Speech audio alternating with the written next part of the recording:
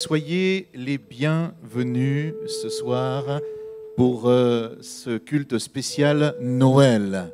Est-ce que vous allez bien? Ça va?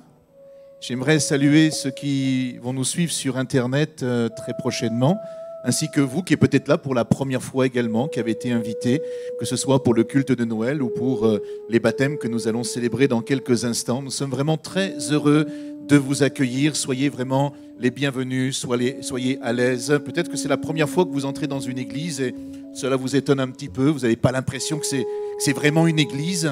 C'est normal. L'église n'est pas un bâtiment. Je sais qu'ici à Reims, il y a beaucoup de choses qui correspondent à des églises, à des cathédrales, à des basiliques.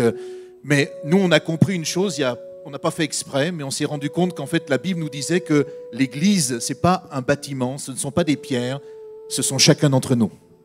C'est chacun d'entre nous, nous formons l'église de Jésus-Christ. C'est pour ça que l'église est dite vivante. Est-ce que vous êtes vivant?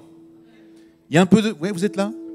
Ils vont vous mettre un peu dans l'atmosphère ce soir. Ils ont préparé quelques chants. Est-ce que vous aimez chanter? Taper dans les mains? C'est bizarre, c'est les plus vieux qui répondent. Les jeunes ont l'impression qu'ils sont pas là. Vous allez voir, ça va vraiment bien se passer. Et on a une bonne soirée, on a de bons moments. Et je crois que d'excellentes choses seront prévues de la part de Dieu pour chacun d'entre nous. Je vais vous inviter à vous lever et dans le respect, tout simplement, à courber vos fronts. Nous allons tout simplement prier, demander à Dieu qu'il conduise cette soirée, qu'il conduise ces moments et qu'il nous amène dans ce qu'il a prévu, au-delà de nos programmes, au-delà de ce que nous avons prévu, pensé, et bien que ce soit lui qui conduise vraiment toutes choses. Je vais demander au pasteur Michel de me rejoindre et c'est lui qui va prier pour nous tous avant de laisser ensuite le groupe de louanges nous interpréter quelques chants. Bonsoir.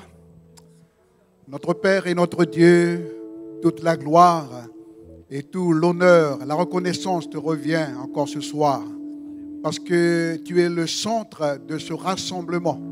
Nous sommes venus pour toi et merci Seigneur parce que tu as préparé de bonnes choses pour nos vies ce soir. Tu as une parole pour nous. Tu as un encouragement à nous donner. En tout cas, Seigneur, merci de bénir ce temps où nous voulons honorer celui qui est venu un jour, Jésus-Christ, le Fils de Dieu. Car Dieu a tellement aimé le monde qu'il a donné son Fils unique afin que quiconque croit en lui ne périsse point, mais qu'il ait la vie éternelle. Merci pour ce beau cadeau et bénis cette soirée, Père. Bénis aussi ce service de baptême. Merci pour ces jeunes qui veulent s'engager avec toi. C'est notre prière ce soir. Au nom de Jésus. Amen. Alléluia. Alléluia. Est-ce que vous êtes dans la joie ce soir? Oui? Est-ce que vous êtes dans la joie ce soir? Alors on veut vous entendre taper des mains d'ici. Ok?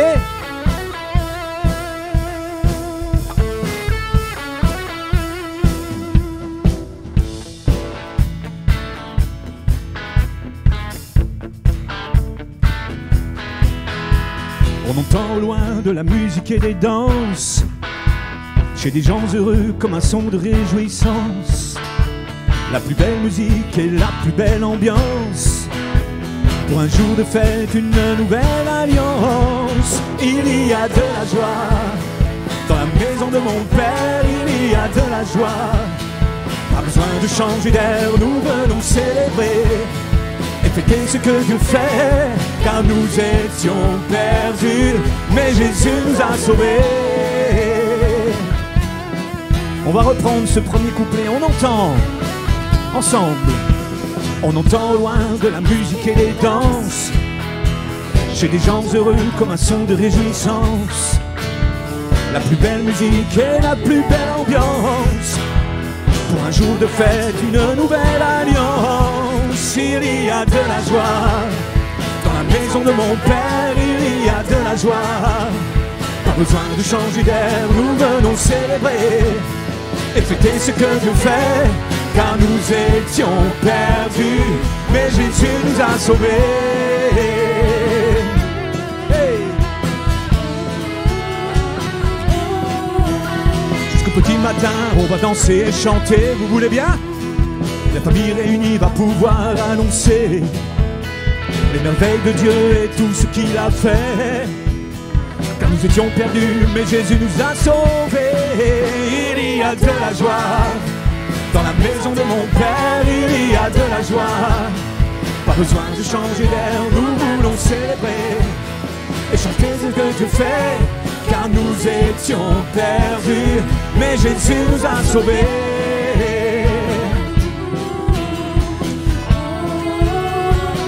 Ensemble. La la la la la la la la la la la. La la la la la la la la la la la la la. Plus fort, on n'entend rien d'ici, hein. La la la la la la la la la la la. La la la la la la la la la. Encore une fois, de tout votre cœur, de toute votre force. La la la la la la la la la la la. La la la la la la la la la la la. La la la la la la la la la la la la. Il y a de la joie. Il y a de la joie. Dans la maison de mon Père, il y a de la joie. Pas besoin de changer d'air, nous venons célébrer et fêter ce que Dieu fait, car nous étions perdus. Il y a de la joie dans la maison de mon Père. Il y a de la joie. Pas besoin de changer d'air, nous venons célébrer et fêter ce que Dieu fait, car nous étions perdus. On va recommencer. Maintenant encore plus fort.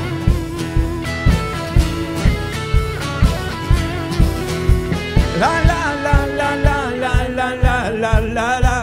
La la la la la la la la la la. La la la la la la la la la la la. Ah, vous tout seul, hein? D'accord?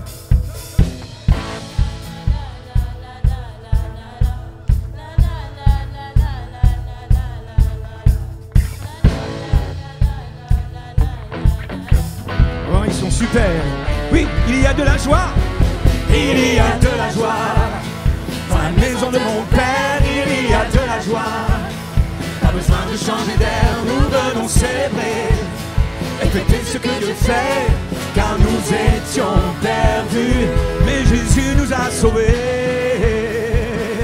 Oui, Jésus nous a sauvés. Jésus nous a sauvés. Oui, Jésus nous a sauvés. Yeah. Alléluia. Jésus nous a sauvés. C'est pour ça que nous sommes là aujourd'hui, pour fêter la joie de voir deux jeunes personnes sauvées. Alléluia. Parce que notre Rédempteur vit. Si nous sommes ici, parce que Jésus est vivant. Alléluia.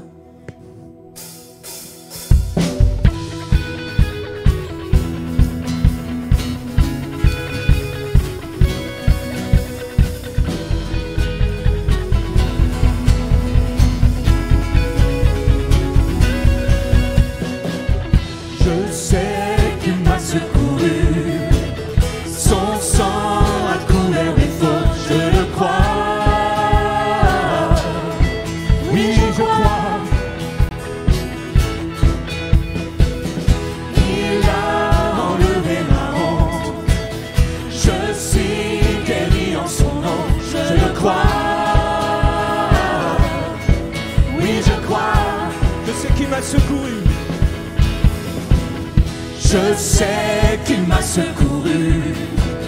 Son sang a couvert mes fautes, je le crois. Oui, je crois.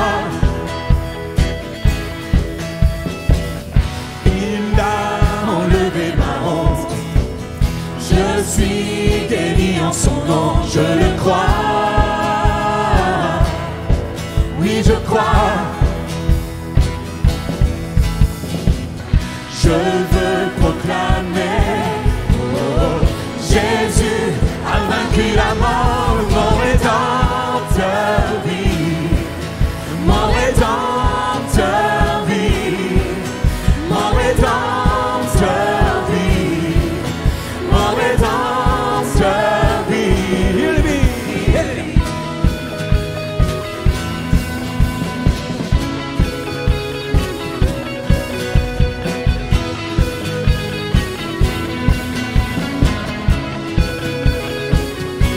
je sais, oh, je sais qu'il m'a secouru. Son sang a couvert mes fautes, je le crois. Oui, je crois. Il a enlevé ma honte. Je suis guéri en son nom, je le crois. Oui, je crois. Je veux proclamer, oh, Jésus a vaincu la mort, mon rédempteur vit. Oui, mon rédempteur vit. Mon rédempteur vit. Oui, mon rédempteur vit. Mon rédempteur. Mon rédempteur vit. Mon rédempteur vit. Mon rédempteur vit. Oui, mon rédempteur vit. Tu prends mes fardeaux et tu l'emportes. Alors je danse sur les sommets, je vois venir ton rêve. Mon rédempteur vit. Mon rédempteur vit. Mon rédempteur vit. Mon rédempteur vit. Mon rédempteur vit.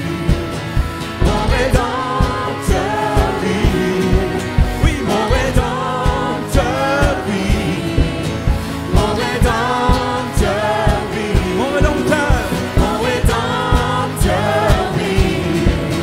Mon rédempteur vit. Mon rédempteur vit. Mon rédempteur vit.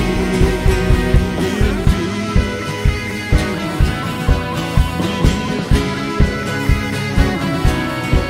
Oh, Jésus vit. Mon rédempteur vit. Jésus vit. Mon rédempteur vit. Mon rédempteur vit. Mon rédempteur vit. Mon rédempteur vit. Mon rédempteur vit. Alléluia. Oh, Jésus vit.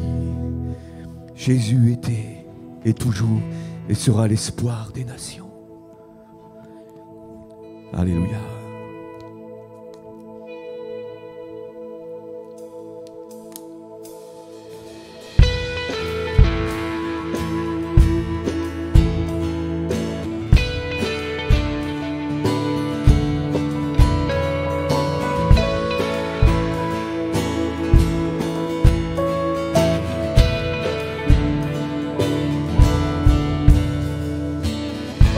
Jésus, espoir des nations. Jésus, soutien de ceux qui pleurent. Tu es la source de tout espoir sur terre. Jésus, lumière dans la nuit. Jésus, vérité en tout temps. Tu es la source de la lumière sur terre. Tu es venu vivre et mourir, briser les liens, ressusciter. Tu es l'espoir qui vit en nous. Tu es le roc solide et sûr. Tu es lumière, par ton éclat le monde voit. Ressuscité, tu es vainqueur, prince de paix, plein de douceur. Tu es l'espoir, vivant pour celui qui te reçoit.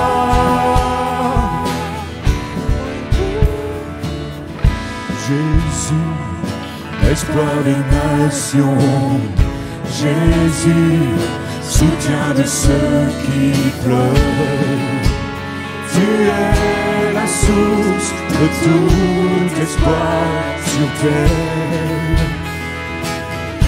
Jésus, lumière dans la nuit. Jésus, vérité en tout temps.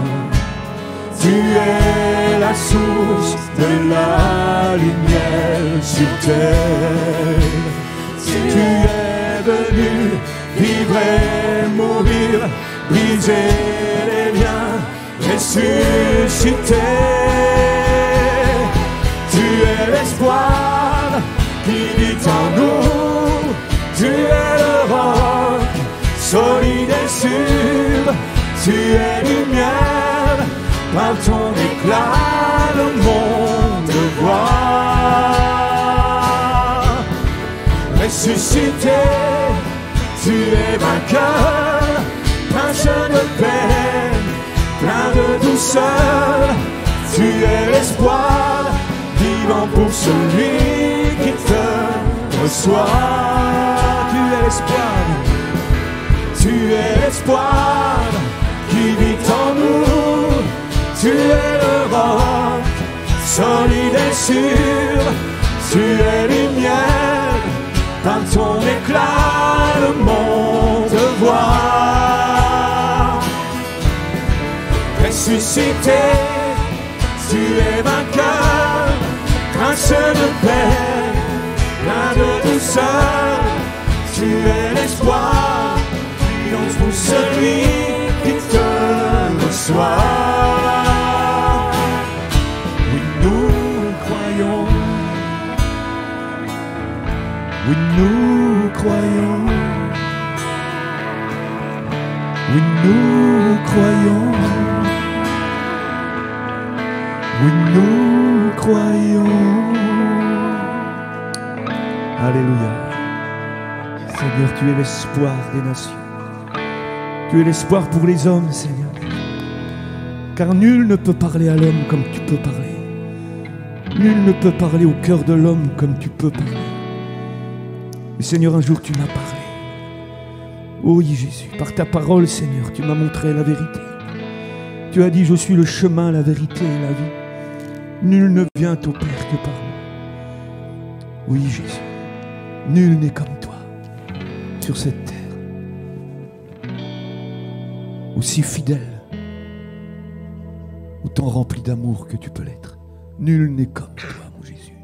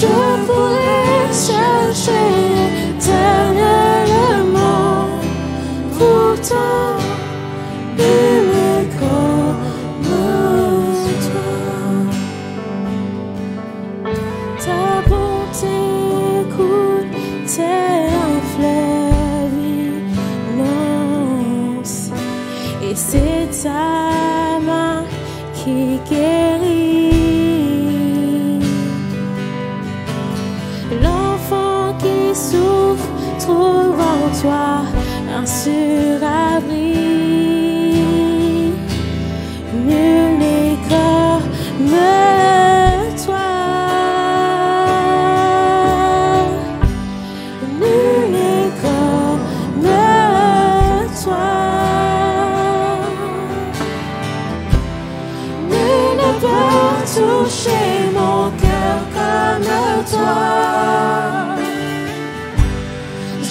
pourrais chercher éternellement,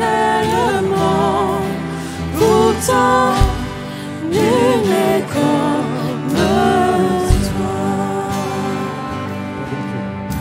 Ta bonté coule tel un fleuve immense, et c'est ta main qui guérit. L'enfant qui souffre trouve en toi un sûr abri. Nul n'est comme toi. Nul n'est comme toi. Nul ne peut toucher mon cœur comme toi. Je pourrais chercher éternellement, pourtant nul n'est comme toi.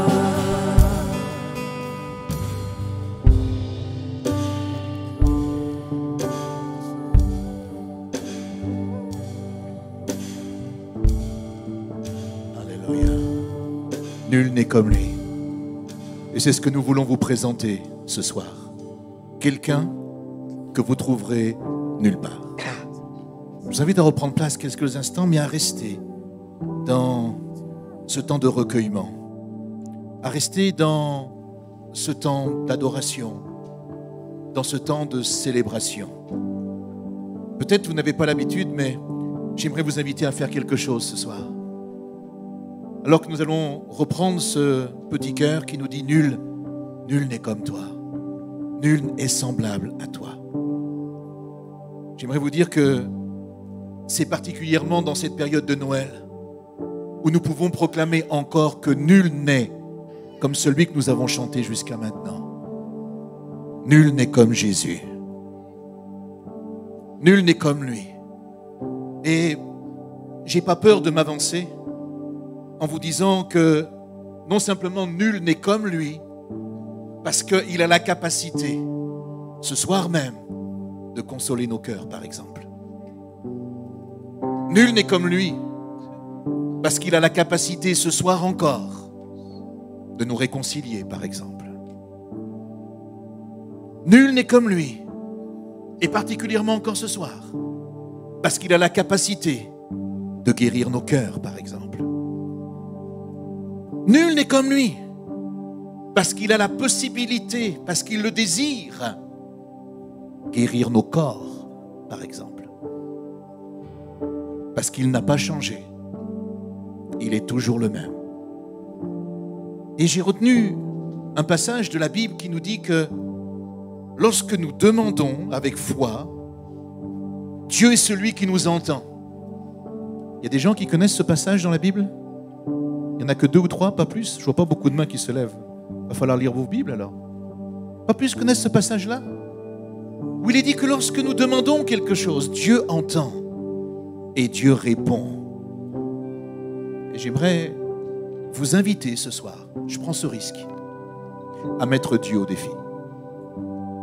Je ne sais pas ce que vous avez à lui demander, peut-être rien. Peut-être en réfléchissant quelques instants, peut-être vous allez lui dire, ben si, j'ai quand même tel problème dans ma vie, telle difficulté, je traverse tel moment compliqué, dans mon foyer, dans mon couple, peut-être familialement, peut-être professionnellement, peut-être je ne sais dans quel domaine. Et j'aimerais vous dire ce soir, vous pouvez mettre Dieu au défi. Ce n'est pas une église que vous mettez au défi, ce n'est pas un pasteur, c'est Dieu lui-même. Moi, je peux prier pour les gens, mais je ne guéris pas les gens. Jésus guérit les gens. Moi, je peux prier pour des personnes afin que la grâce de Dieu les touche et que certaines choses aillent mieux dans leur vie, mais ce n'est pas moi qui accomplis ces choses, c'est Dieu lui-même qui le fait. Alors j'aimerais, pendant quelques instants, oser susciter votre foi. Même si vous avez un tout petit peu de foi, ce n'est pas grave. La Bible nous dit que si nous avons la foi comme un grain de moutarde, pas plus gros, Et juste pour info, un grain de moutarde, on en a manqué pendant la période après Covid, là, vous avez remarqué là? C'était toute la faute de l'Ukraine. On n'avait pas de moutarde, on n'avait pas... Et la semence de la moutarde, c'est la semence la plus petite qui existe. Et Jésus n'a pas pris au hasard cette semence. Il a dit, si vous avez juste un grain de moutarde de foi, eh bien c'est pleinement suffisant pour que j'agisse dans votre vie. Alors peut-être vous n'avez pas beaucoup de foi, mais un tout petit peu. Eh bien ce soir, ce tout petit peu est suffisant pour changer votre vie. J'aimerais vous inviter dans le respect simplement à fermer vos yeux. J'aimerais à ce que nous puissions rechanter ce petit cœur, mais comme une prière, tranquillement, d'accord? Et tout simplement, laissez ce moment conduire par le Saint-Esprit. Parce que lorsque Dieu conduit ces moments-là, des choses extraordinaires se passent. Et peut-être vous n'avez jamais eu l'habitude de prier, vous ne savez peut-être pas ce que c'est que de prier. Eh bien, ce chant peut être une prière. Vous pouvez vous approcher de Dieu ce soir et de lui dire tout simplement « Nul n'est comme toi ». Est-ce qu'on peut remettre les paroles quelques instants? Nul n'est comme toi. Nul est semblable à toi. On le prend ça comme une prière? Pendant ce moment, chantez avec le groupe vocal et tout simplement laissez Dieu susciter la foi dans votre cœur. Prenez ce petit cœur comme une prière. Dites-lui pour la première fois peut-être, nul n'est comme toi.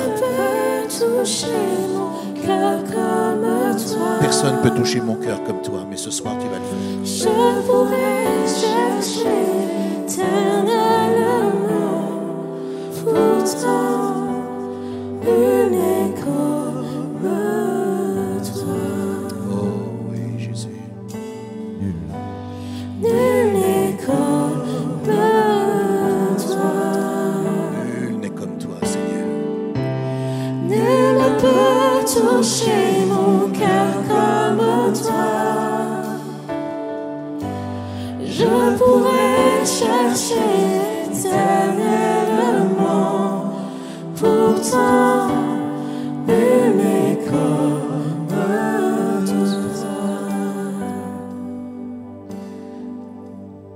Nul n'est comme toi.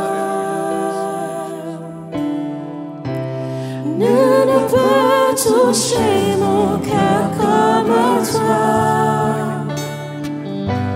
Je pourrais chercher éternellement, pourtant nul n'est comme toi. Ta bonté coule comme un fleuve immense. Fais couler ta bonté. C'est ta main qui guérit. Les cœurs, les corps. L'enfant qui souffre trouve en toi un seul abri. Nul n'est comme toi.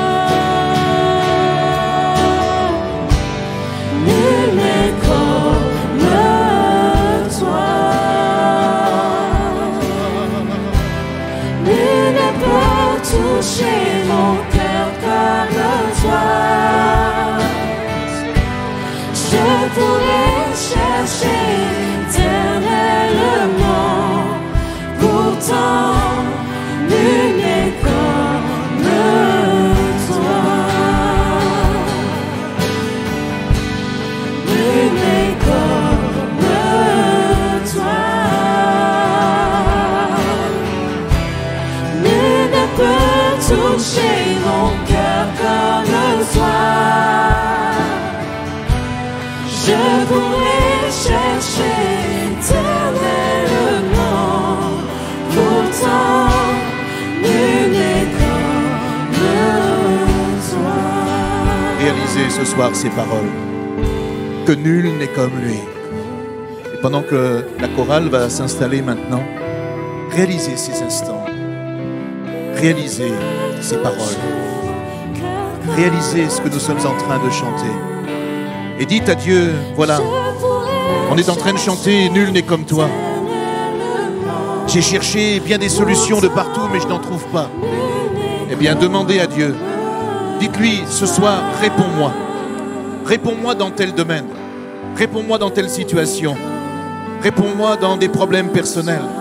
Réponds-moi dans des problèmes familiaux. Réponds-moi dans des problèmes professionnels. Réponds-moi dans des problèmes financiers. Réponds-moi ce soir. J'ai besoin de t'entendre. J'ai besoin de te voir. Demandez-lui simplement d'agir. Et il va le faire ce soir. On reprend encore une fois.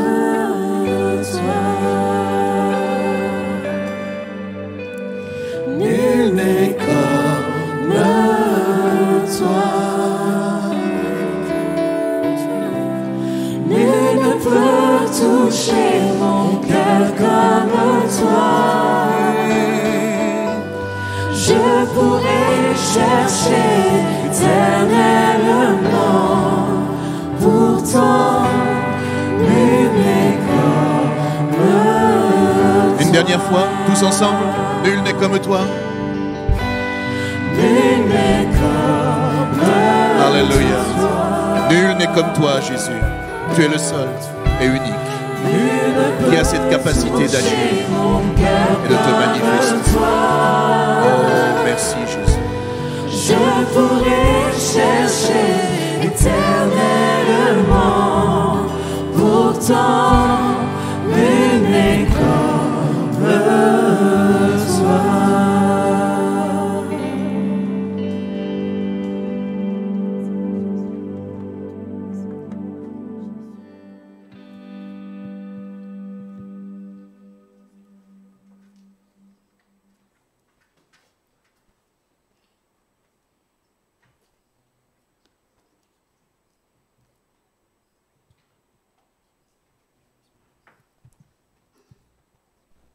Bonsoir à tous. Donc ce soir, je vous présente la chorale Note d'Espoir. Et donc nous sommes une chorale gospel et nous avons choisi ce soir de partager avec vous un medley de chants de Noël. Bonne soirée.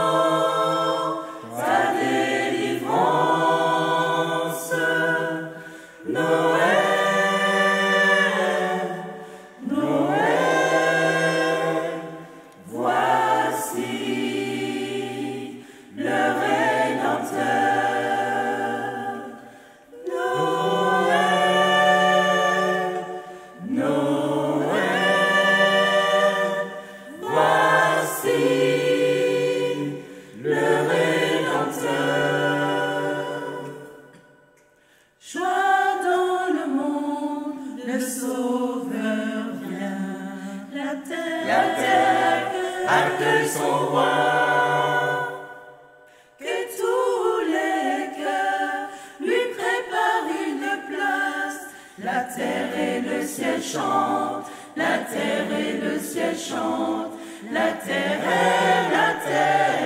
et le ciel chantent. Joy to the world, oh we sing joy to the world, oh we sing joy to the world, oh we sing joy to the world, oh we sing joy to the world, oh we sing joy to the world, oh we sing joie dans le monde. Le Seigneur règne, la terre accueille son roi. Il règne sur le monde et fait connaître au peuple sa gloire et sa justice, sa gloire et sa justice, les merveilles de son amour offert pour toi.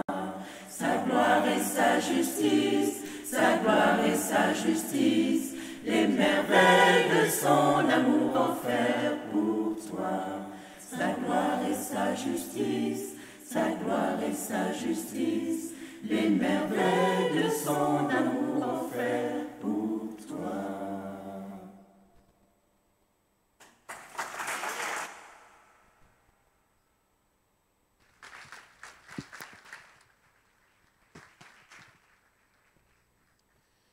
Chanter Noël, c'est l'occasion, non? C'est la bonne période de chanter Noël. Mais qu'est-ce que veut dire chanter Noël? Pourquoi chanter Noël? Et puis, le thème que j'ai voulu, pendant quelques minutes, partager avec vous ce soir, c'est pourquoi finalement les chrétiens fêtent-ils encore Noël aujourd'hui? Vous avez remarqué que Noël devient de plus en plus dans nos mentalités une fête commerciale? On peut dire ça? On est là pour faire la fête. On est là pour acheter des choses. On est là pour visiter les marchés de Noël. On est là pour regarder les décorations, toutes ces lumières. Il n'y en a jamais eu autant dans ces périodes de Noël, même si cette année, il paraît que nous devons faire des économies. Mais la mentalité est cela aujourd'hui, n'est-ce pas? Noël. Pour certains, c'est un moment particulier. Pour certains, Noël, il semble que c'est la période où tout pourrait arriver, où tout devient possible. Nous sommes tellement alimentés de toutes sortes de films. Vous avez vu déjà, Noël, ça a commencé dans les télés, à Internet, il y a plus d'un mois déjà, un mois et demi. On avait les premiers films déjà de Noël. Et puis, certains pensent que c'est juste une période magique où certaines choses vont pouvoir se passer. Noël, c'est la période où les guerres vont s'arrêter pour certains. On aimerait bien, n'est-ce pas, que les guerres s'arrêtent. Pour certains, Noël, c'est un moment magique où tous les SDF vont avoir à manger, vont avoir un logement, où il n'y aura plus personne dans les rues. Si cela pouvait arriver, ce serait tellement merveilleux. Noël, un moment particulier où il semble que certains pensent que, de manière magique, tous les problèmes vont se régler. Problèmes personnels, problèmes familiaux, problèmes de couple, problèmes, etc., etc. Mais qu'est-ce que Noël véritablement? Et qu'est-ce que cela veut dire? Et pourquoi les chrétiens, nous-mêmes, nous aimons fêter Noël? Certains pensent que Noël, c'est la naissance du Christ. Vous pensez ça? Vous ne savez pas trop là du coup là maintenant, hein? Vous êtes dans l'hésitation là. Hein? En réalité, personne ne sait exactement lorsque Jésus est né. Et même la plupart des théologiens disent plutôt qu'il ne serait certainement pas né dans cette période-là, mais certainement plutôt au printemps. D'ailleurs, dans les évangiles que nous pouvons lire, il n'y a aucune date qui nous est précisée concernant la naissance de Jésus par rapport à la période, et encore moins de fête de Noël à célébrer. D'ailleurs, pour la petite histoire, peut-être que si vous manquez de sujets de discussion dans un ou deux soirs ou midi, lorsque vous serez en famille, vous savez, parfois on ne sait pas toujours de quoi parler. Hein? Parler politique, des fois c'est dangereux. parler de la foi, c'est aussi des fois compliqué, hein. Et si on ne veut pas que les repas se terminent mal, alors il faut choisir des sujets particuliers. Alors peut-être que vous pouvez raconter cette histoire, vous savez peut-être, mais vous le savez certainement, que c'est simplement au IVe siècle, hein, en 354 après Jésus-Christ, que le pape Libérus, eh bien, c'est lui qui va instaurer la date de ce qu'on va appeler la nativité, et ça va arriver le 25 décembre. Sous la pression de l'empereur Constantin, et c'était une volonté de la première Église. Pourquoi ? Tout simplement parce qu'il voulait contrer un petit peu toutes les fêtes païennes qui existaient déjà à l'époque. Et le 25 décembre, eh bien, les païens, tout simplement, c'est-à-dire les non-croyants, eh bien, fêtaient ce qu'on appelle le solstice d'hiver. Vous savez ce que c'est le solstice d'hiver ? C'est tout simplement la naissance du soleil. Parce qu'à partir du 25, les jours s'allongent. Ça, on avait remarqué, d'ailleurs, hein, pour nous aussi, hein, encore aujourd'hui. Hein. Eh bien, c'est de cette manière-là que finalement, à Rome, l'Église adopte cette nouvelle coutume très populaire, d'origine orientale au début, et qui vient s'imposer dans le calendrier civil, et en lui donnant tout simplement un nouveau sens, celui du natal, qui est en fin de compte le mot d'origine de Noël. Noël, naissance. Noël, natal, c'est-à-dire naissance de Jésus. Et pourquoi cette date-là ? Bien, tout simplement parce que, comme Jésus est appelé dans la Bible le soleil de justice, il est appelé la lumière du monde, et qu'à cette époque-là, il fêtait la renaissance du soleil, eh bien, ça faisait un coup pour deux, et tout marchait de cette même manière. Et c'est de cette façon-là que finalement, les chrétiens et les païens avaient un jour de congé particulier à ce moment-là, et tout cela apaisait l'environnement religieux de l'époque. Allez, juste pour suivre l'histoire, pour continuer à raconter, lorsque vous aurez entre peut-être 2 toasts et puis un morceau de poulet, on attribue aux Alsaciens et aux Allemands la tradition de l'arbre. Vous savez, il y a tellement de choses qui se racontent. Les chrétiens sont même des fois partagés, ne savent plus s'ils doivent fêter Noël ou pas, s'ils doivent décorer ou pas, faire un arbre de Noël. Il y a tellement de choses qui, juste pour information, c'est les Alsaciens, particulièrement les Allemands, qui ont développé cette tradition de l'arbre décoré justement pour la période de Noël à partir du XVIe siècle. Et pourquoi ils ont fait ça ? Tout simplement parce qu'ils le décoraient à l'époque même avec des fruits réels comme des pommes, tout simplement parce que l'arbre représentait l'arbre de vie. Et les pommes que nous retrouvons à la Genèse. Et l'histoire raconte même que la pratique du sapin décoré s'est solidement répandue entre le XVe et le XVIe siècle, à partir de cette période-là, au point où tout le monde allait en couper dans les forêts, dans les bois, et qu'ils étaient comment on appelle ça, les gardes forestiers, obligés tout simplement de faire des rondes pour protéger la nature. Et puis, plus tard, est arrivée l'image familière de ce que certains appellent le Père Noël, avec sa longue barbe, etc. Et ça, c'est tout simplement une invention américaine qui est arrivée en 1868. Vous voyez, ce n'est pas d'aujourd'hui quand même, hein, avec très certainement un dessin qui avait été repris d'Allemagne, qui représentait le Saint-Nicolas, qui était fêté le 6 décembre, que l'on fête en France également encore, hein, en Alsace aujourd'hui. Et toutes ces choses bien, se sont greffées sur cette période de Noël. Mais vous allez me dire, bon, ça c'est bien, c'est de l'histoire, mais nous finalement, pour nous, je dirais, nous en tant que croyants, nous en tant que chrétiens, même moi en tant que tout simplement pasteur, je vous dirais que pour moi, Noël, on en parle plus le 25 décembre, c'est sûr, mais en réalité, pour nous, Noël, c'est tous les jours. Vrai ou pas ? Pourquoi c'est tous les jours ? Parce que c'est la présence de Jésus dans nos vies réellement. Mais alors, que représente Noël pour les chrétiens ? Et pourquoi les chrétiens aiment-ils fêter tout simplement Noël ? Bien, dans bien des esprits, vous avez vu que de plus en plus, Noël perd son essence. Il perd son essence, la laïcité dans le pays dans lequel nous sommes en fait tout simplement une fête aujourd'hui dénuée de sens. On ne veut plus dire exactement ce dont Noël veut parler, on ne veut pas montrer de crèche, tout de suite ça fait des polémiques, etc. Et j'aimerais tout simplement vous inviter à revenir un petit peu, à regarder la tradition chrétienne et revenir à la pensée biblique originale en découvrant ce texte que nous allons voir avec une courte vidéo qui va passer maintenant et qui va nous simplement nous narrer cette période où l'ange va apparaître et va annoncer la venue de Jésus dans Luc au chapitre 2 et au verset 8.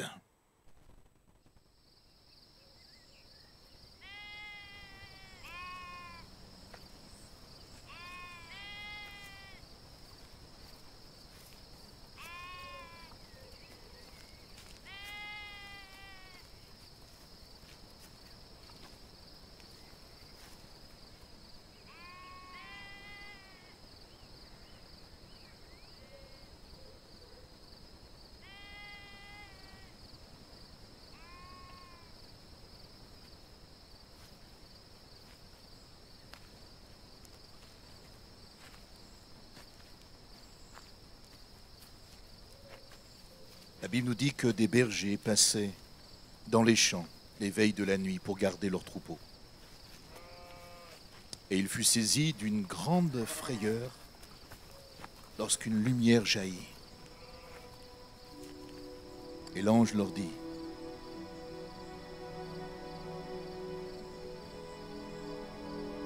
ne craignez point, car voici, je vous annonce une bonne nouvelle qui sera pour tout le peuple le sujet d'une grande joie.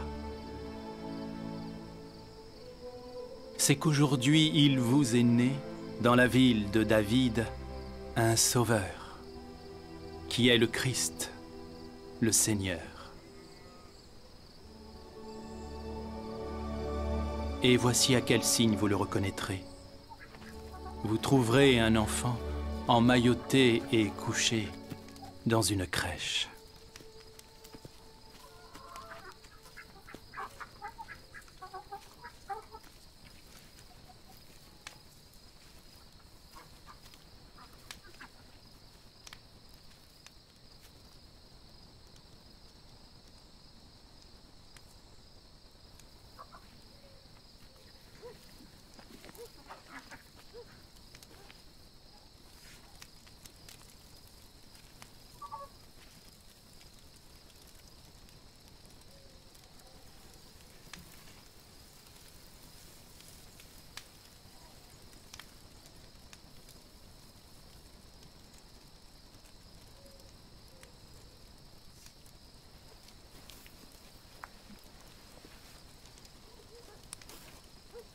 Et ils trouvèrent Marie et Joseph et le petit enfant couché dans la crèche.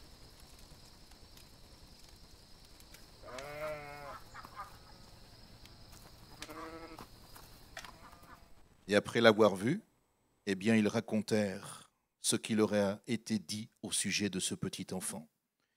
Et tous ceux qui les entendirent furent dans l'étonnement de ce que leur disaient les bergers.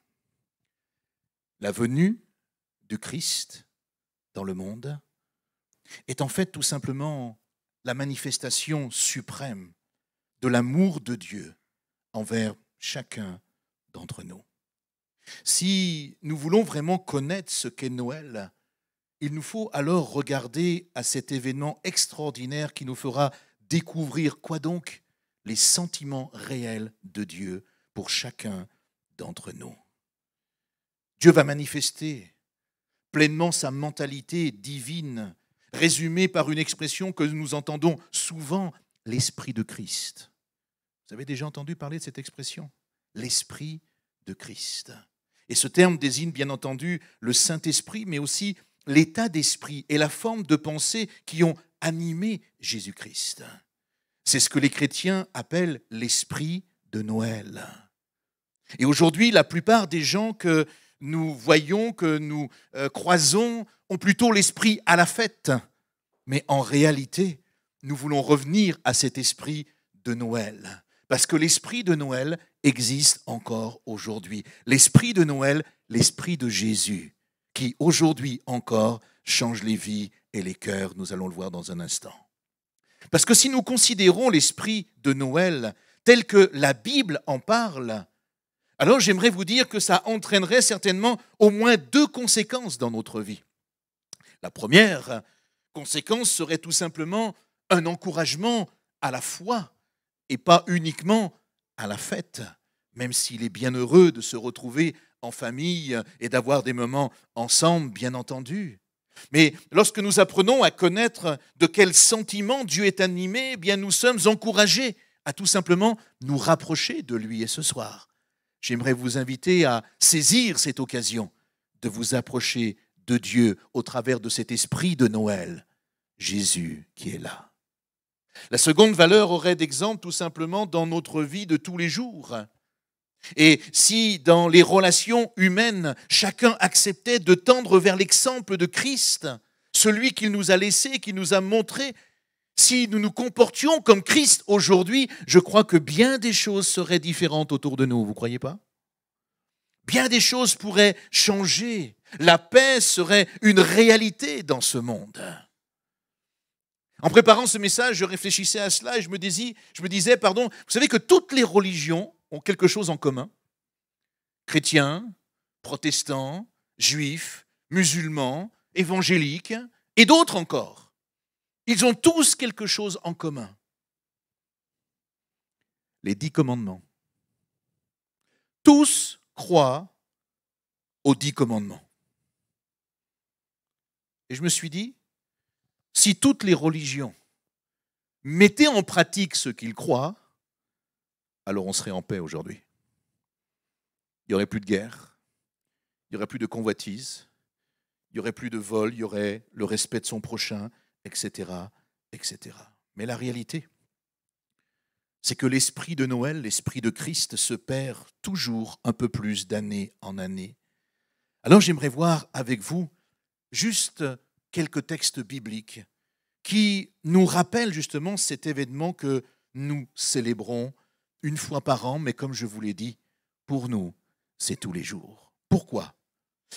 Parce que premièrement, Noël, ça définit un esprit de soumission. Lisez avec moi dans le psaume 40, le verset 8, il est dit ceci. « Voici, je viens avec le rouleau, dit Jésus, du livre écrit pour moi.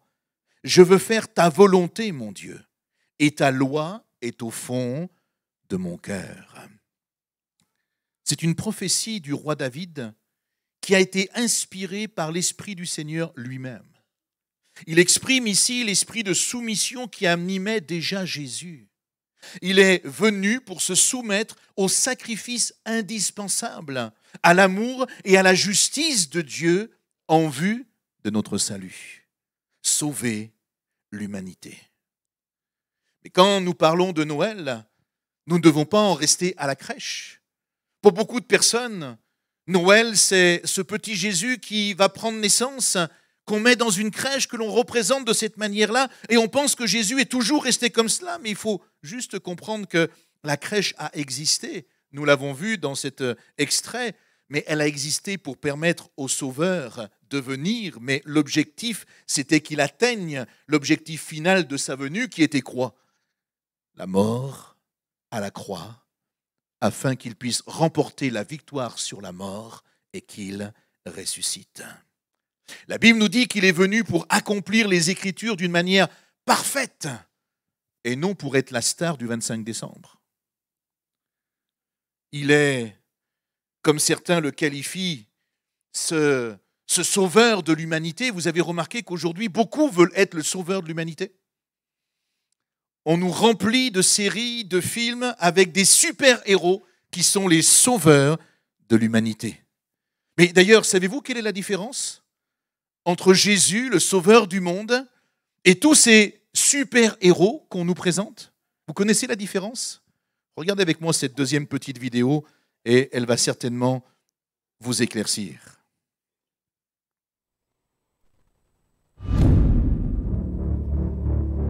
Ils sont tous venus pour sauver le monde, d'après Walt Disney, les Marvel et bien d'autres encore.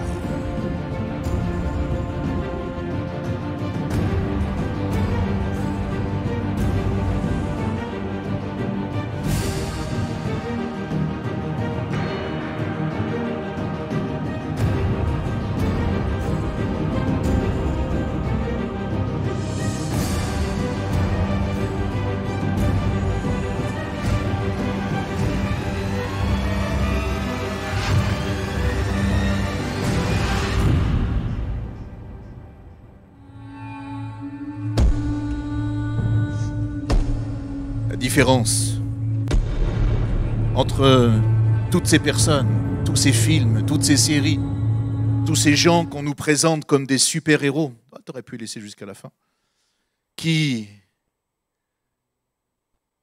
ont soi-disant sauvé le monde, c'est que seul Jésus l'a fait. Hello?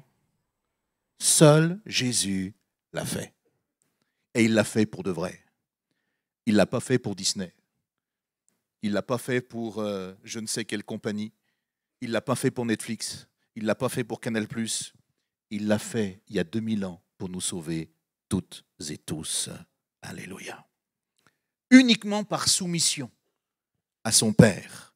Il est venu relever le défi de sauver l'humanité. Et la Bible nous dit que ce qu'il a fait, il l'a fait parfaitement. Qu'est-ce que la venue et l'exemple de la vie de Jésus veulent tout simplement nous enseigner? Elle nous parle tout simplement de soumission et d'obéissance. Et la Bible nous dit qu'elles sont supérieures au simple fait d'obéir. Vous savez pourquoi? Parce qu'on peut tout à fait obéir sous la contrainte, n'est-ce pas? Ça vous est jamais arrivé? Obéir, contraint et forcé. On peut faire des choses par obligation, mais Jésus ne l'a pas fait de cette manière-là. Il ne l'a pas fait par obligation avec un cœur insoumis. Il ne s'est pas forcé à obéir. Il a obéi au Père, parce que la soumission reflète un état d'esprit.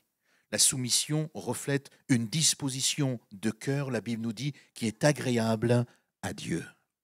L'apôtre Paul dira aux Philippiens qu'il a paru comme un simple homme. Il s'est tout simplement humilié lui-même en se rendant obéissant jusqu'à la mort, même jusqu'à la mort de la croix. L'esprit de soumission va de pair avec celui de sacrifice et de service.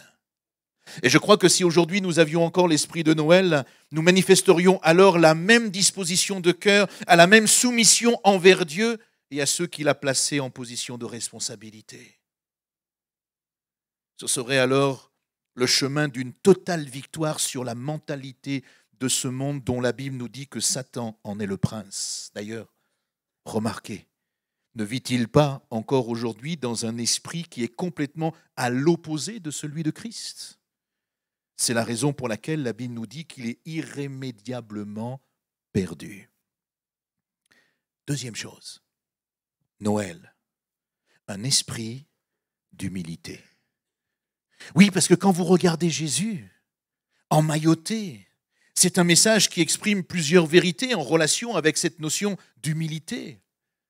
Il montre la puissance de Dieu qui accomplit cette conception miraculeuse par le Saint-Esprit. Mais il montre également cette humilité du Seigneur qui accepte cet abaissement. Pourrions-nous préciser que l'humilité est supérieure à la modestie? C'est deux choses différentes. Paul dira aux Corinthiens, chapitre 8, verset 9, « Car vous connaissez la grâce de notre Seigneur Jésus-Christ, qui pour vous s'est fait pauvre, de riche qu'il était, afin que par sa pauvreté vous soyez enrichis. » Il dira un peu plus loin aux Philippiens, au chapitre 2, verset 5, « Ayez alors en vous les sentiments qui étaient en Jésus-Christ, lequel, existant en forme de Dieu, n'a pas regardé comme une proie à arracher d'être égal avec Dieu, mais il s'est dépouillé lui-même pour les autres. » Qui se dépouille encore aujourd'hui soi-même pour enrichir les autres? Vous avez remarqué que c'est plutôt l'inverse qui se fait, hein? On va dépouiller les autres pour s'enrichir soi-même. Mais Jésus, lui, a décidé de se dépouiller lui-même, en prenant une forme de serviteur, en devenant semblable aux hommes, en ayant paru comme un simple homme. Il s'est humilié lui-même, en se rendant obéissant jusqu'à la mort, on l'a lu, même jusqu'à la mort de la croix. Imaginons un monde où les hommes agiraient en fonction de cet état d'esprit et de cette forme de pensée que nous trouvons dans Philippiens 2,5 par exemple. Eh bien, ce serait la réalisation de l'enseignement des apôtres qui ne souhaitaient qu'une seule chose, que l'Église vive pleinement l'état d'esprit de Noël, de Jésus-Christ. Philippiens 2,2 nous dira « Rendez-moi parfaitement heureux en vous mettant d'accord, en ayant un même amour, en étant unis de cœur et d'intention. » Est-ce que ce ne serait pas un beau programme de repas de Noël, ça? Vous êtes là ou vous dormez déjà? Si vous dormez, vous levez la main. Comme ça, je ne vous vois pas parce qu'il n'y a pas de lumière et je parlerai plus fort. Ce ne serait pas un bon programme? Unis de cœur, unis d'intention. Regardez ce qu'il est dit. Ne faites rien par esprit de rivalité ou par désir inutile de briller, mais avec humilité, considérez les autres comme étant supérieurs à vous-même. Pierre va dire encore, soyez tous animés des mêmes pensées, des mêmes sentiments, pleins d'amour fraternel, de compassion, d'humilité. Il dira également dans 1 Pierre 5,5, « De même, vous qui êtes jeunes, soyez soumis aux anciens, et dans tous vos rapports mutuels, revêtez-vous d'humilité, car Dieu résiste aux orgueilleux, mais il fait grâce aux humbles. » Un esprit d'humilité. Noël, troisièmement, un esprit de conciliation et de réconciliation. Vous avez remarqué que Jésus n'est pas venu sous une forme angélique, mais il n'est pas venu non plus sous une forme de guerrier. Il est venu sous la forme d'un enfant. Un enfant qui n'a pas une apparence impressionnante. Un enfant qui n'a rien d'arrogant, de méprisant. Dieu n'est donc pas venu pour venir vers nous avec cette intention comme une forme belliqueuse, comme ce désir d'en découdre. Non, pas du tout. Il n'est pas venu pour se disputer, il est venu pour nous sauver. Pour ça qu'il dira dans Matthieu, « Voici mon serviteur que j'ai choisi, mon bien-aimé, en qui mon âme a pris plaisir, je mettrai mon esprit sur lui. » Et il annoncera la justice aux nations. En venant comme sous la forme d'un enfant, il démontre tout simplement son esprit de conciliation, de réconciliation, en faisant le premier pas pour l'humanité. Ce premier pas, il le fait envers des hommes et des femmes qui vivent sans lui et qui se comportent bien souvent comme de véritables ennemis à son égard. Et entre eux parfois également aussi. Et ce soir, cela peut être une soirée de réconciliation. Vous pouvez ce soir faire la paix avec Dieu à travers Jésus-Christ. Vous pouvez découvrir ce soir un Seigneur qui vous aime réellement.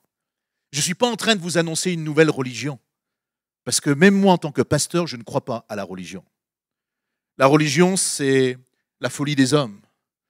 La religion, Dieu ne peut pas en être l'auteur. J'aime souvent dire cela. Pourquoi ? Parce que si Dieu était l'auteur des religions, alors c'est le plus grand fou que je connaisse. C'est tellement stupide. Si Dieu était à l'origine des religions, de dire que dans tel ou tel compartiment de la terre, eh bien voilà, là on va croire de telle manière, là on va croire d'une autre façon, là on croira encore d'une autre manière. Pour au final quoi faire ? S'entretuer les uns les autres, encore aujourd'hui. Dieu n'a jamais été l'instigateur des religions. Dieu a été l'instigateur d'une relation entre lui et nous. C'est complètement différent. Je ne prêche pas une nouvelle religion. Parce que j'aimerais vous dire, chers amis, que la religion ne change pas nos cœurs, ne change pas nos vies. Elle change notre manière peut-être de fonctionner, elle change peut-être notre façon de vivre. Parce que certains prennent certaines religions, et quelles qu'elles soient, comme un style de vie. C'est une façon de s'habiller, c'est une façon de parler, c'est une façon de manger, c'est une façon de prier. Mais elles ne changent pas intrinsèquement nos cœurs et nos vies. Le seul qui peut changer au plus profond de nous-mêmes, notre cœur, notre mentalité, nos vrais problèmes personnels, c'est Jésus-Christ de Nazareth. Pourquoi peut-il le faire ? Tout simplement parce que lui, il est le seul à avoir donné sa vie pour chacun d'entre nous.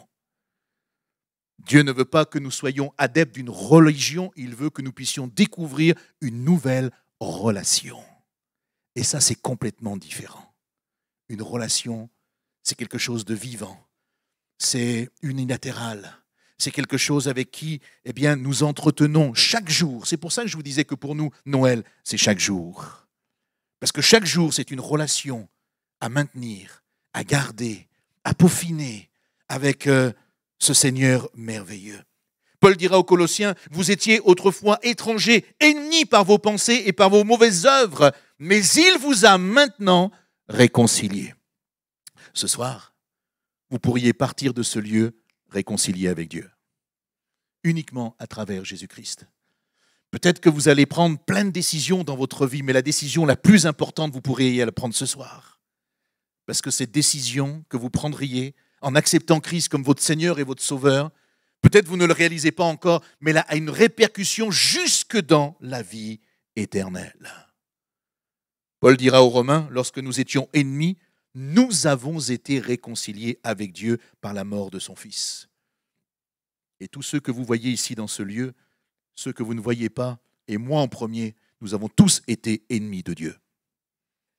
Moi, pendant des années, j'étais ennemi de Dieu. Je disais à ma mère, qui allait à l'église, jamais j'irai dans ton truc là-bas. Jamais.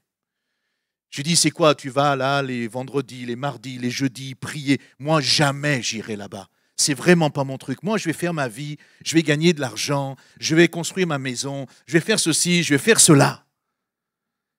Et aujourd'hui, en 2022, je vous prêche. Quelqu'un a dit que les voies de Dieu sont impénétrables. Mais voyez, je n'ai pas le temps de vous raconter toute ma vie, puis ce n'est pas intéressant pour vous de toute manière. Mais la réalité, c'est qu'il y a des choses dans notre existence que nous vivons à un moment donné, nous réfléchissons. Et d'ennemi de Dieu que j'étais, que vous êtes peut-être aujourd'hui, eh bien, à un moment donné, j'ai abdiqué, j'ai dit, mais en fait, ce que tu dis, c'est vrai. C'est vrai. La première application à faire, c'est de répondre à cet esprit de conciliation et de réconciliation qui est en Dieu. Faire la paix avec Dieu. Puis, rechercher cette paix avec les autres également, avec l'esprit de Christ, l'esprit de Noël. Comme le dira par exemple l'auteur aux Hébreux dans 12-14 qui va dire « Recherchez la paix avec tous, la sanctification, sans laquelle personne ne verra le Seigneur. » Nous ne pouvons pas être en accord avec tout le monde, chacun d'entre nous, mais nous ne sommes pas obligés d'être en guerre avec eux. Hello ? On n'est pas obligé d'être d'accord avec tout le monde. Mais on n'est pas obligé d'être en guerre avec ceux avec qui nous ne sommes pas forcément d'accord. Certains pensent que c'est de l'hypocrisie. Non, c'est juste du savoir-vivre ensemble.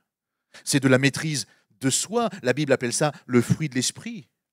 L'hypocrisie, ce serait de ne rien dire et de faire comme si on était d'accord, alors qu'en fait, nous ne partageons absolument pas les mêmes idées. Rappelons ce que l'apôtre Paul dira aux Romains quand il dit « S'il est possible, et autant que cela dépende de vous, soyez en paix avec tous les hommes. » Amen. Puis je termine. Noël, un esprit de bienveillance. Pourquoi un esprit de bienveillance? Parce que dans Luc, il est dit « Gloire à Dieu dans tous les lieux très hauts, et paix sur la terre parmi les hommes qui l'agréent. » Une autre traduction va dire « parmi les hommes de bienveillance » ou « bienveillance envers tous les hommes ». La venue de Jésus et sa mort sur la croix démontrent tout simplement l'amour et la bienveillance de Dieu. La bienveillance est une disposition du cœur qui oriente tout simplement nos désirs vers l'accomplissement de ce qui est bien pour l'autre. C'est tout simplement vouloir du bien à son prochain et lui souhaiter et veiller à sa réalisation. Dans le livre des Proverbes, il est dit « Les insensés se font un jeu du péché, mais parmi les hommes droits se trouve la bienveillance. » Je me souviens, lorsque nous étions à Andrézieux, vous le savez, que nous avions développé l'action sociale, on avait un restaurant humanitaire, on faisait des repas à 1 euro, 1,50 € pour les plus démunis. Pas simplement la période de Noël, mais toute l'année. Mais pour la période de Noël, alors on avait des marchés, toutes sortes de foyers, comme les foyers Aralis, le CADA, le 115 et toutes sortes d'autres organismes. Et on organisait avec eux des repas de Noël. Gracieusement, on faisait des repas avec des choses qu'ils n'avaient pas l'habitude de manger. Et on faisait des cadeaux pour les enfants, pour les adultes, etc. Et c'était pour nous et toute l'équipe vraiment une grande joie de faire ça les jeudis soirs, les vendredis soirs, quand on programmait ces moments avec tous ces organismes. Et un jour, alors que nous étions là dans une soirée, on avait tout décoré, il y avait des petits plats dans les grands, il y avait les tosses, etc. Et on faisait vraiment des choses qui étaient merveilleuses, des choses flambées, poêlées, etc. Ça vous donne faim là déjà, hein, Ouais, je comprends. Il y a un homme qui est là. Et il m'a dit, mais dans quel monde vous vivez, vous? Alors j'étais un petit peu surpris de ce qu'il voulait me dire et je ne comprenais pas. Il dit, vous êtes vraiment des bisounours. Hein? Il dit, c'est quoi le monde dans lequel vous vivez? Et je lui dis, mais pourquoi tu dis ça? Quel est le sens en fait de ce que tu veux nous dire? Il dit, mais qui fait ça aujourd'hui? Qu'est-ce que vous voulez de nous? Qu'est-ce que vous attendez de nous? Qui fait ça aujourd'hui? Ce que votre équipe et vous faites là, en train de nous offrir ce festin de Noël. Qui fait ça aujourd'hui? Vous êtes vraiment des bisounours? Et j'étais un peu surpris, je ne savais pas trop quoi lui répondre. Et je lui ai dit, on n'est pas des bisounours. Nous sommes des Jésus-nours. Je lui dis, Avant, on était comme toi. Et nous aussi, on pensait que chaque fois qu'il y avait quelqu'un qui nous voulait du bien, c'était parce qu'il attendait quelque chose en retour. Mais je peux t'assurer que nous, on n'attend absolument rien de toi en retour. Ce que nous le faisons gracieusement. Ce soir, on aura tout rangé, on aura tout plié, on rentrera dans nos activités. Demain, c'est un autre jour. Peut-être on se reverra, peut-être même plus. Mais la seule chose que tu retiendras, c'est qu'il y a une équipe de gars et de femmes là, des hommes qui ont fait toute leur journée de travail et qui après leur journée de boulot sont venus et ils ont cuisiné pour toi, ils ont décoré pour toi, ils ont mis la table pour toi. Ils ont juste voulu une seule chose, de la bienveillance, de faire du bien, t'apporter quelque chose que peut-être tu n'avais pas eu depuis tellement de mois ou tellement d'années à cause de ta situation. Juste aimer gratuitement. Et j'aimerais vous dire, chers amis, que c'est exactement ce que Jésus a fait pour chacun d'entre nous. Il nous a aimés gratuitement. Le don gratuit de Dieu, c'est Christ qui s'est offert pour chacun d'entre nous, pour que nous puissions être sauvés. Et cela s'est amplifié dans notre cœur lorsqu'il a changé nos vies, lorsqu'il a changé notre mentalité. Nous avons commencé à apprendre à aimer notre prochain comme nous-mêmes. Est-ce que ce ne serait pas l'esprit de Noël ce soir pour chacun d'entre nous? Si nous nous apprenions à nous aimer les uns les autres comme nous-mêmes. Dans le livre des Proverbes, il est écrit « L'homme dont le regard est bienveillant sera béni parce qu'il donne de son pain aux pauvres. » Soyons des hommes et des femmes qui allons répandre l'esprit de Noël. Soyons des hommes et des femmes qui allons découvrir comment nous allons pouvoir découvrir l'esprit de Dieu qui va nous transformer et nous changer. Recevez ce soir, plus que l'esprit de Noël, recevez l'esprit de Jésus-Christ. Recevez son esprit, le Saint-Esprit, qui vient toucher votre cœur, toucher votre vie. Rappelez-vous de ce que vous aurez entendu, vu pendant ces quelques instants. Et ce n'est pas encore fini. C'est la raison pour laquelle nous avons des jeunes aujourd'hui qui ont ce désir de s'engager avec Christ. Pourquoi? Parce qu'ils ont découvert qu'il n'y en avait qu'un seul qui pouvait changer nos cœurs, changer nos consciences, changer tout simplement notre destinée. Et je vous invite aussi à changer de destinée. Recevez ce soir cet Esprit Saint. Recevez l'Esprit de Jésus qui vient changer nos vies et nos cœurs. J'aimerais vous inviter à fermer vos yeux dans le respect, s'il vous plaît. Courbez vos fronts juste quelques instants et j'aimerais prier pour vous. Seigneur, nous te rendons grâce et nous te disons merci pour ta bonté. Merci pour ce temps ensemble dans la prière. Merci pour cette parole et merci pour ce que tu veux accomplir dans nos vies. Seigneur, tu connais les défis qu'il y a ce soir. Et dans le nom de Jésus, nous voulons croire que tu les remportes ce soir, les défis. Tu touches les cœurs, tu touches les vies, tu touches les consciences.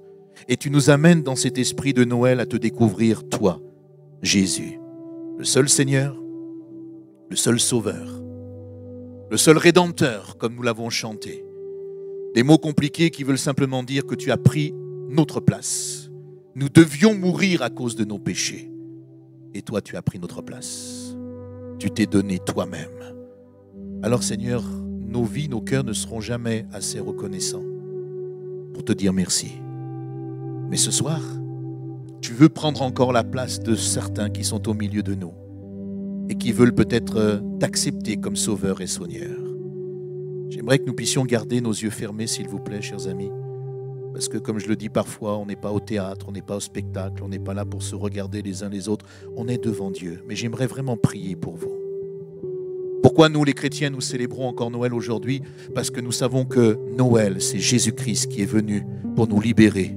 Libérer de nos dépendances, libérer de notre violence, libérer de notre alcool, libérer de toutes ces choses qui viennent écraser notre vie, libérer de l'adultère, libérer du mensonge, libérer de toutes ces choses qui nous attachent à ce monde, mais qui en même temps nous rendent esclaves. Il est venu pour nous rendre libres.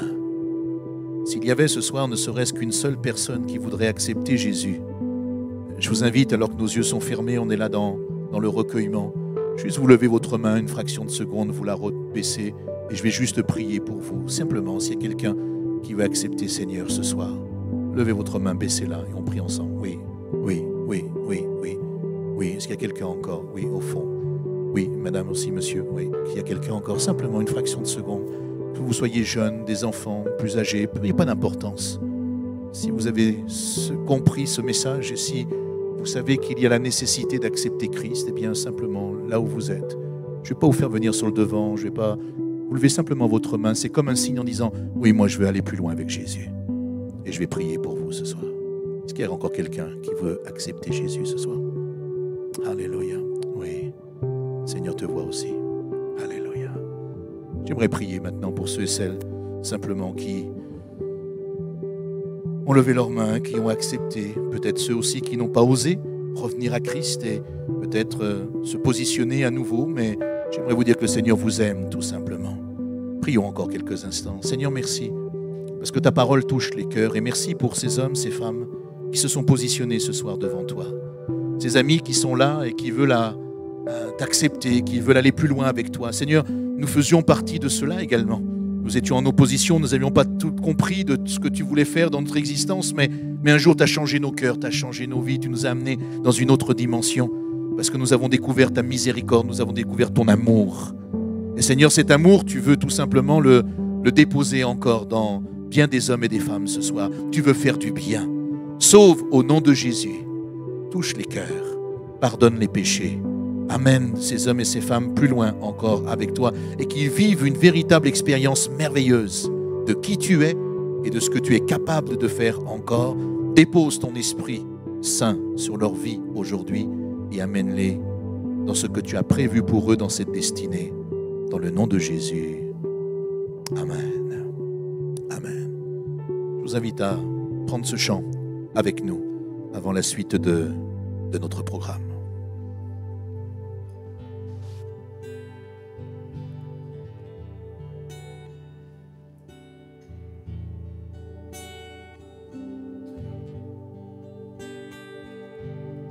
De la croix, la grâce coule comme un fleuve constamment. Oh, venez, venez en foule, un plein pardon vous attend. Oh, venez, venez en foule, un plein pardon vous attend.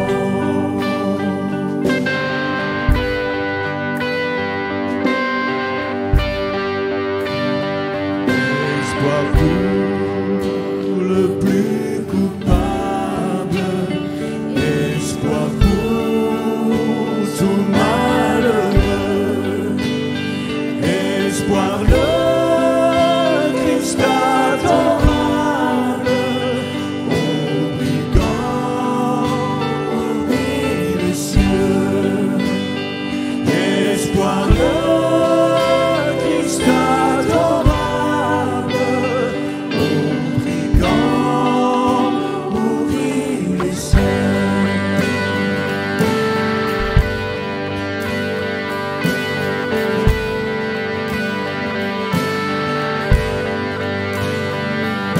Pour tous, la grâce abonde, à tous ce ciel est ouvert. Pour tous les pécheurs du monde, le Rédempteur a souffert. Pour tous les pécheurs du monde, le Rédempteur a souffert.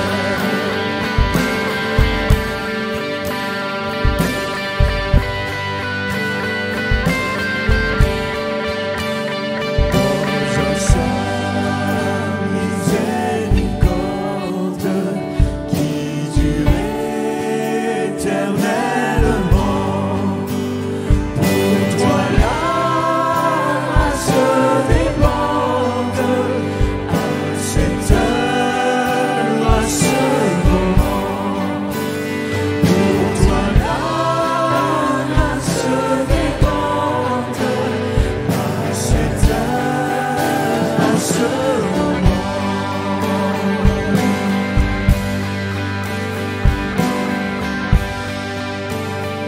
Continuons et nous finissons notre programme de ce soir. Nous avons parlé de Noël, nous avons parlé du Sauveur, nous avons parlé de Jésus, nous avons parlé du Libérateur. Et depuis quelques semaines, nous avons plusieurs personnes, plus d'une dizaine, qui se sont inscrites dans ce que nous faisons régulièrement ici, les préparations baptême. Et pour dégorger un petit peu des événements comme celui-ci et de ne pas baptiser une quinzaine de personnes en même temps, eh bien, on a décidé de baptiser ceux qui avaient vraiment envie, le désir, qui étaient prêtes pour s'engager. Alors, bien sûr, on a fait un temps de préparation ensemble et puis ils ont aussi expliqué pourquoi ils s'engageaient, ils voulaient s'engager dans les eaux du baptême et se faire baptiser aujourd'hui. Alors, on va commencer par Sophie. Mets-toi debout, Sophie, qu'on te voit.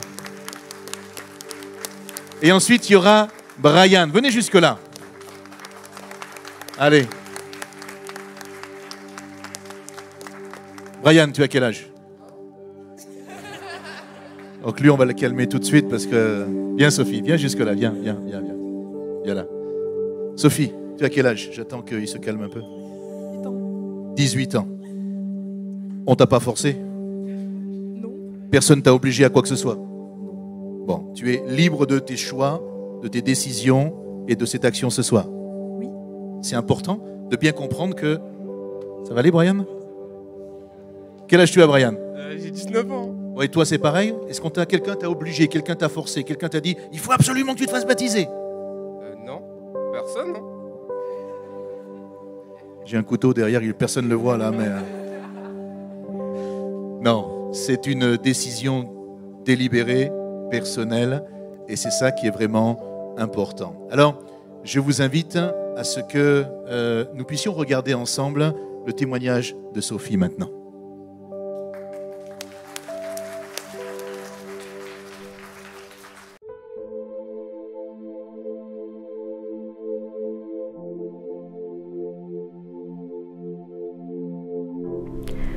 Bonjour, je m'appelle Sophie Bouchotte et je suis ici pour vous raconter mon histoire. Du coup, je suis née dans une famille chrétienne et j'ai grandi, j'ai baigné dans cet univers. Et peu à peu, en grandissant, j'ai un peu oublié ce que Dieu avait fait pour moi, pour ma famille. Et j'ai donné la première place de mon cœur aux gens qui m'entouraient. Et peu à peu, j'ai retrouvé le Seigneur à mon adolescence. Là où j'essayais de trouver des solutions à divers problèmes de santé, notamment dus à des allergies récurrentes depuis que je suis enfant et qui devenaient tout simplement plus vivables. Et un sentiment d'abandon aussi qui me rongeait.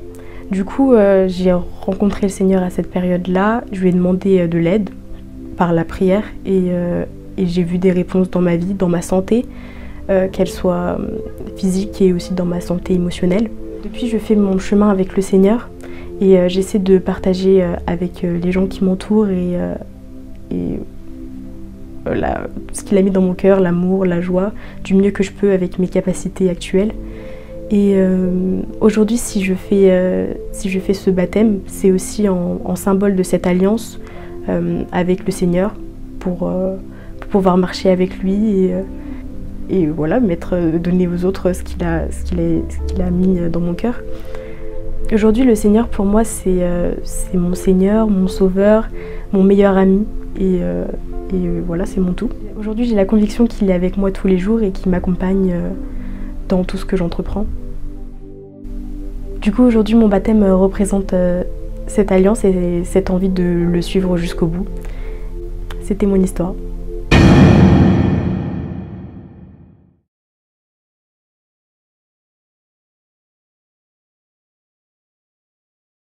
On va écouter et regarder maintenant le témoignage de Brian.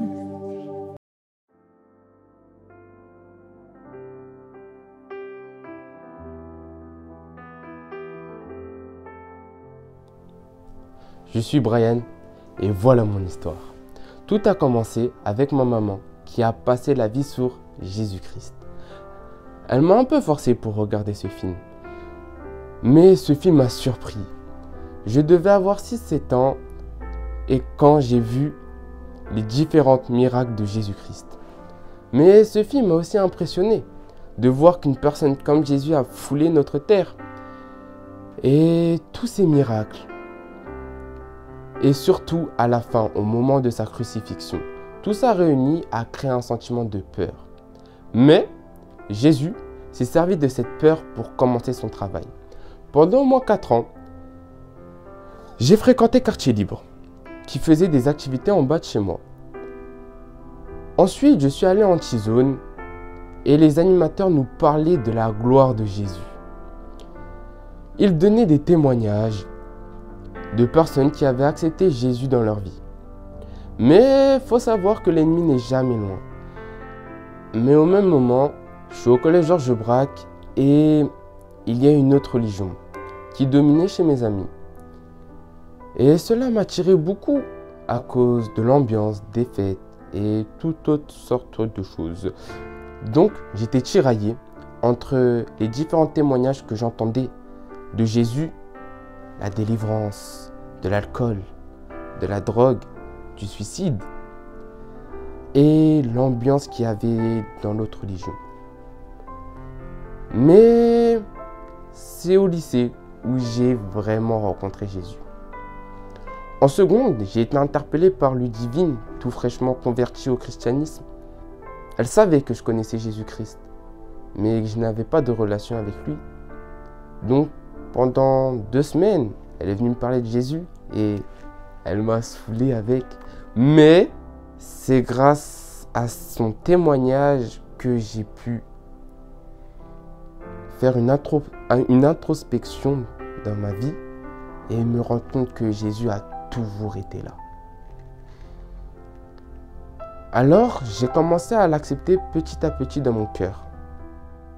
À 16 ans, je priais et j'affirmais aux gens que j'étais chrétien. Mais en réalité, je n'avais pas tout compris et ma vie n'était pas en règle. À 17 ans, au moment du bac, qui était en contrôle continu, j'ai décidé de mettre ma foi en pratique. Et je n'avais jamais la moyenne pendant mes 2 années de lycée. Et voilà, j'ai décidé de travailler un peu plus de ce que je faisais avant. Et avant chaque contrôle, je remettais ça entre les mains de Dieu, je priais. Et gloire à Dieu, j'ai réussi à avoir mon bac grâce à ça. Au mois d'avril, j'ai fait le point sur ma vie.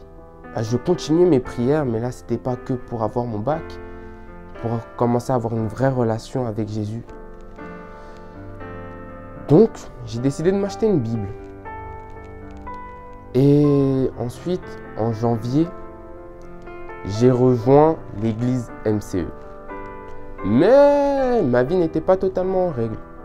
En venant à l'église, quelques mois plus tard, j'ai commencé ma prépa baptême avec le pasteur Emmanuel. J'ai réalisé que je n'étais pas juste devant Dieu et une certaine personne. Donc, j'ai décidé de demander pardon à Dieu et à cette personne pour enfin pouvoir régler ma vie et m'en remettre entièrement entre les mains de Dieu.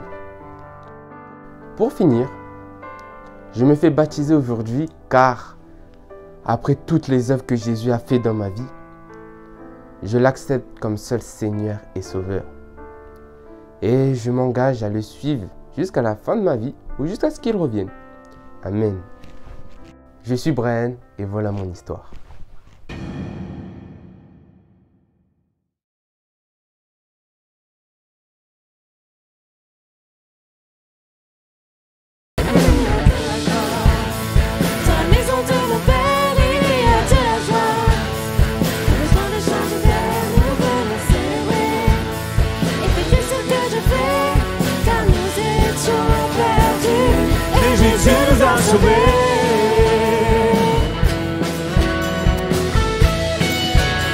On peut se lever ensemble pour chanter ce cantique. Il y a de la joie.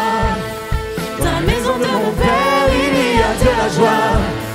Pas besoin de changer d'air, nous venons célébrer et fêter ce que Dieu fait, car nous étions perdus et Jésus nous a sauvés.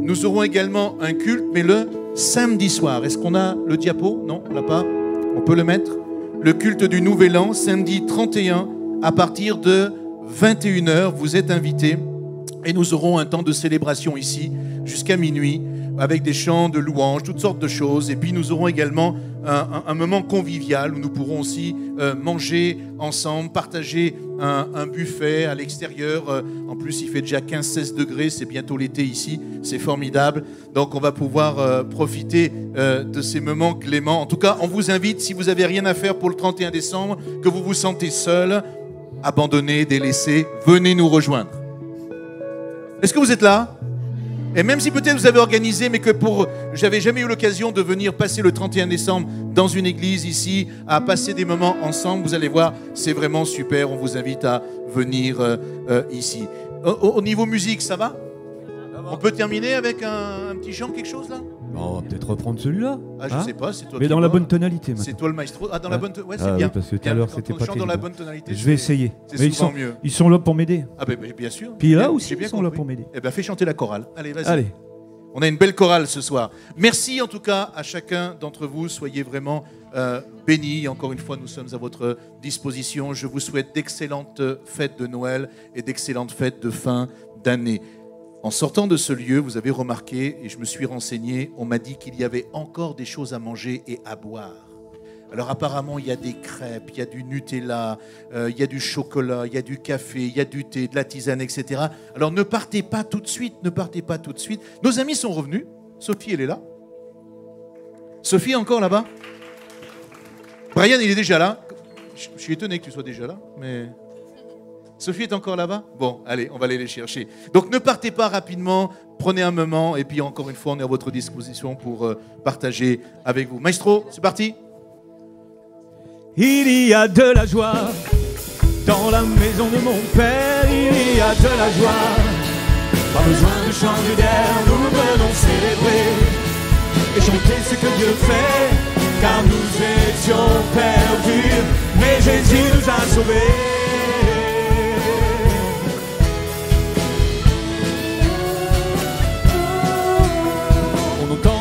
De la musique et des danses, chez des gens heureux comme un son de réjouissance. La plus belle musique et la plus belle ambiance, pour un jour de fête, une nouvelle alliance. Il y a de la joie dans la maison de mon père, il y a de la joie.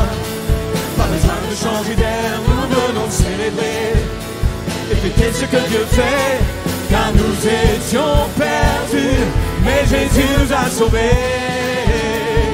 Jésus nous a sauvés. Alléluia. Jusqu'au petit matin, on va danser et chanter. La famille réunie va pouvoir annoncer les merveilles de Dieu et tout ce qu'il a fait. Car nous étions perdus, mais Jésus nous a sauvés. Il y a de la joie dans la maison de mon père, il y a de la joie. Pas besoin de changer d'air, nous pouvons célébrer et fêter ce que Dieu fait, car nous étions perdus, mais Jésus nous a sauvés. Oui, Jésus nous a sauvés.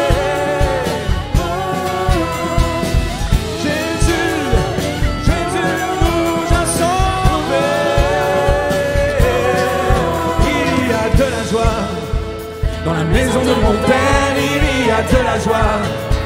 Pas besoin de changer d'air, nous voulons célébrer, écouter ce que Dieu fait, car nous étions perdus, mais Jésus nous a sauvés. Oui, Jésus nous a sauvés.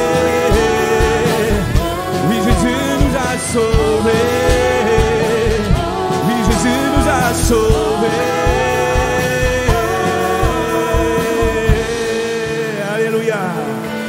Il y a de la joie. Bonne soirée à tous et bon appétit.